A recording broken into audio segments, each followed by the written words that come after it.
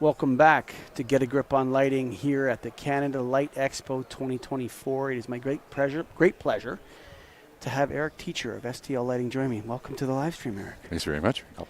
So tell us quickly, just STL Lighting. You guys are an agency, correct? Mm-hmm. Tell us a little bit about the company, how it started, and what you do there. Well, we're actually celebrating 30 years in business. Congratulations. The company, thank you. The company was founded by Steve Takis, who merged his business in 2019 with Al Buchanan and the Rainbow Lighting business, and subsequently sold that to a couple of new investors. And in 2020, the company changed hands again, where the investors were displaced, and we now have a principal that runs STL, and with our help, has curated a line card of 60 plus manufacturers. Yeah, you guys have a lot of manufacturers on your line card. We do. Maybe the most in Toronto, I think. I wouldn't say that at all. No? There's bigger ones? Okay. It's grown slightly, but not to the point where we have lines that we're not able to service. So it's about supporting the lines is what you're saying. It really is. Yeah. It really is. You know, sometimes we have these conversations like, what's the difference between a good agent and a bad agent? Maybe you can answer that. Well, I wrote an article for Lighting Designing magazine back in January of last year in terms of what somebody should expect from their lighting rep. The level of support, the rigor of support, including all of the various activities that sales reps are able to help designers and specifiers with. Things like photometric layouts and calculations, but also understanding the nature of the project and the right options to provide to that designer.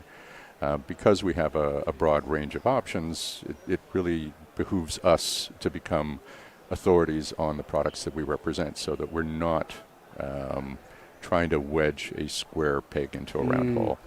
If you went to a nailed conference, you're not a distributor, but if you went to a nailed conference, what you would hear, one of the biggest complaints is manufacturers changing their reps too often.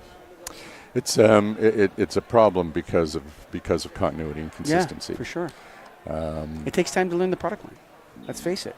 Yeah, I would say that the consequence of parting ways with manufacturers that you've worked with for a long time can also be disastrous for that manufacturer, especially if the parting of ways is not amicable, mutually agreed upon. But yes, it's quite volatile because manufacturers are looking for the right fit, and you can't really know the right fit until you're actually in bed with someone. Yeah, you don't know until you actually get married. Yeah, well, my point. You don't know what someone's like until you've lived with them. So what we've been doing at STL is as a smaller agency, we've been curating our line card to provide several levels of caliber, so we can VE our own projects. That's important for our clients. Not every budget is meant for the highbrow products that are available in our industry, and there's a lot of terrific brands out there. Yeah.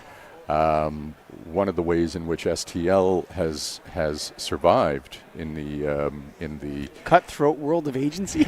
Well, in the very messed up GTA marketplace that we work in, and I hear this from U.S. manufacturers all the time, is Toronto seems to be one of those markets that there's absolute chaos. Because there are more agencies, more and more every day, but also the distribution. It's contractors wanting to go direct. It's distributors wanting to cut out certain sub-distributors. So it gets messy. We have sort of done different things to help with the agency business, and that is by representing component lines such as Citizen, Tridonic, and Zaccato. We've created a revenue stream that allows us to bid projects more competitively. Several of our existing partners and former manufacturing partners are here at the show. So I was pleased that the Toronto marketplace is getting exposure finally to a local lighting trade show. You know what? I was so excited when I heard about it. To be honest with you, I think a lot of people. You're talking about the manufacturers, the Toronto market. I think that the U.S. manufacturers are not aware of how enormous Ontario's economy actually is. It's a big economy on the world, Toronto is a major economic hub. Well, Toronto is considered to be the fourth largest market in North America. Yeah, Houston, LA, and New York, I think. Yeah, I think Chicago is somewhere in there as well. I think in I think terms we of passed architectural Chicago. market. We might have passed. I mean, I don't know about our architectural lighting. Who knows? Yeah. There's 251 cranes out there in Toronto proper, and only 51 in LA. That's impressive. Right, so there's a lot of construction going on here. Sure. So maybe it's just a much bigger market than people think it is, too. It is. It's a massive market, and that's why manufacturers tend to trade off partners, because everyone thinks they deserve more than they're getting. Right. So even if a manufacturer is thriving in Toronto, they're always looking for more, and the only way to get more is to connect with an agency that is maybe better connected. Relationships in our business matter a lot. I think it's all business. I think it's most, except for some online stuff like Amazon. When you're talking about it, knowledge work of any kind, relationships are important everywhere. For sure. I think, man. For sure. So Canada Light Expo 2024. Here we are. I'm super excited that Canada is getting its own show. I hope we can keep it. There's a lot of people that will remain unnamed that aren't here that I thought for sure would have supported this. Do you agree with that?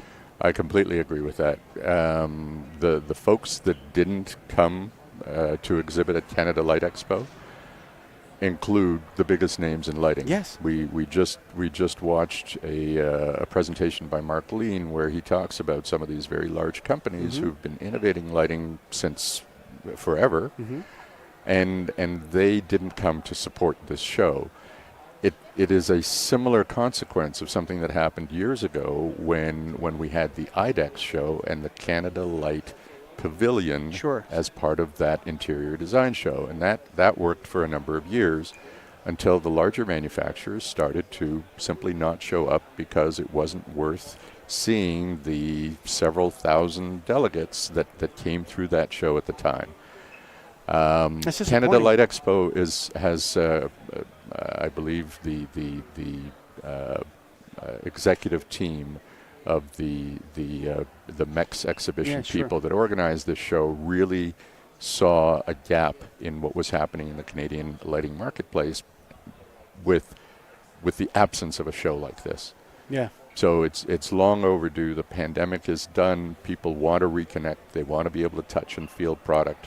That is why we've seen shows like Leducation thrive year after year. Of course. Because of their intimate nature, and certainly, having walked the show now at Canada Light Expo, it is intimate, but it is surprisingly broad. It is broad, yeah. The caliber of exhibitors and the way the booths are set up was much nicer than I expected. I expected more of a tabletop show, but the manufacturers that have come, they've brought their big booths and they've brought big setups, so it's definitely worth coming if you weren't planning to be here. Yeah, get down to Canada Light Expo. It's 14th, 15th. You can come tomorrow, the next day. Today's the 13th. The other side of support, I like it when a show, like Nailed does a trade show, Leducation, it's in the hotel you're staying at. Mm-hmm. Not always. You can't always get a room at the Hilton for Leducation. Right. Okay, but it's in the hotel, and I think that hotel conference crushed up restaurants everywhere, nice restaurants, you know what I mean? Mm-hmm. I think that really aids at trade shows, intimacy and people connecting and having a drink at the end of the day. You know what I'm saying? Going out for dinner. Yeah, that really helps. When you're going to the convention center, it's like, where do we go from here? Right.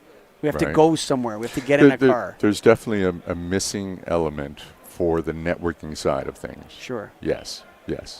But from personal experience over the last couple of years at Leducation, I'm terrified of going to the next Leducation because it was so tough to get through. And in our case, we had something like 30 partners there that we wanted to visit. And it took us all 3 days to get through just, the elbow-to-elbow aisles. So I think Leducation has grown beyond the point at which is sustainable in a hotel-type environment because of the space. Yeah. Well, we need Lightfair to make a comeback. That would be amazing. So Light Fair's on in Vegas this year, Right. right? But education and Light Fair are two totally different things. Very different, very different. Education really did start with the tabletop, with the the 8-foot table and a 10-foot booth, and you didn't have an edge over the next guy that was able to bring in a 100-foot by 100-foot island. Yeah.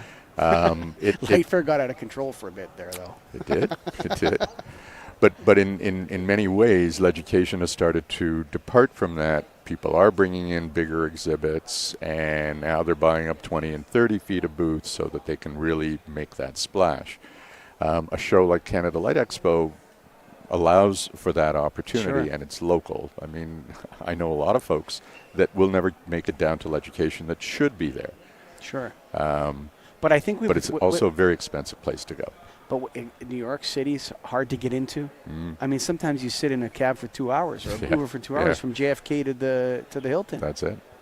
And so I think the Lighting Agora, Tom Butters, I think he put on an excellent lineup here. Oh, I'm glad you mentioned Tom and the Lighting Agora. The conference stream is absolutely exceptional. It's professional. The people, the names that Tom has drawn to this through his affiliation and his focus on lighting education. I don't think that there is a better conference track that I've seen at any of the larger shows. So if for no other reason, come and see one of the seminars, which are professionally put together. The facility is great. The stage that was set up for the seminars is almost entirely quiet, away from the show. Mm-hmm. So really conducive to getting that information, and the 60 chairs were full. We had standing room only at the last presentation I was at. Yeah, it was packed. Yeah. The last one was packed. Yeah. So really good education sessions, and like I said, if you weren't planning on being here, it's foolish not to. If it's you're the in Southern International Ontario, Center, parking's free. There's so many advantages. That's a great point. Yeah, it's a great point. If you're in Southern Ontario, why not come down here? You can sign in right at the gate. You can, you don't even have to register Registration online. on site. It doesn't cost any extra. Yeah, just come on down, check it out, see the great sessions, meet all the great people. Any final words for the audience out there, Eric?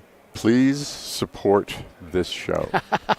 Yes, I agree. The only way that we're going to get some of those bigger names, some of those name brand manufacturers to come to the 2025 edition of Canada Light Expo is by understanding that those folks weren't there because they didn't realize the opportunity that they were missing out on. And I came out to see what the show is going to be all about. I happened to relish the education portion, so I would be here regardless.